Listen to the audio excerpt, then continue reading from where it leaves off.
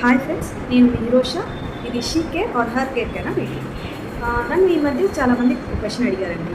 రేపు ఉగాది వస్తుంది కదా, ఉగాది పచ్చడి తీసుకోవచ్చా అని చెప్పి. అండ్ కొంతమంది తమిళ్ ప్రెగ్నెంట్ విమెన్గా వచ్చి మా తెలుగు ఫ్రెండ్స్ అందరూ ఉన్నారు, రేపు ఉగాది కదా మేము ఉగాది పచ్చడి తీసుకొస్తాము, తినొచ్చా అని నన్ను అడిగారు. హ్యాపీగా తినొచ్చండి, అందులో ఏముంది. సరే, ఏ మంత్స్ వాళ్ళు తినొచ్చు అని అన్నట్టు అడిగారు. ఎవరైనా తినచ్చు, ఏ మంత్స్ అయినా తినచ్చు. ఎందుకంటే అందులో కలిపే ఇంగ్రీడియంట్స్ ఏంటి? వేపు పువ్వు. వేపు పువ్వు ఈజ్ గుడ్ యాంటీ మైక్రోబియల్, అంటే మన కడుపులో ఉన్న ఇంటెస్టైన్లో ఉన్న ఇన్ఫెక్షన్స్ అన్నింటినీ క్యూర్ చేస్తుంది అనమాట. సెకండ్ ఇంగ్రీడియంట్ ఏంటంటే బెల్లం. బెల్లం ఇస్ రిచ్ ఇన్ ఐరన్.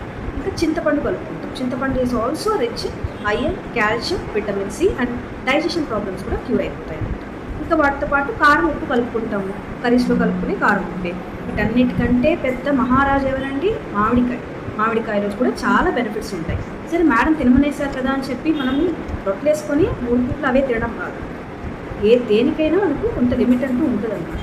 చిన్న బౌల్లో 4-5 స్పూన్లు టేస్ట్ కోసం తీసుకోవడం తప్పేమీ లేదండి. ఈ వీడియో మీ అందరికీ యూస్ఫుల్గా అనిపించిందా మరి? అయితే రేపు హ్యాపీగా అందరూ హ్యాపీ ఉగాది సెలబ్రేట్ చేసుకోండి. Bye bye.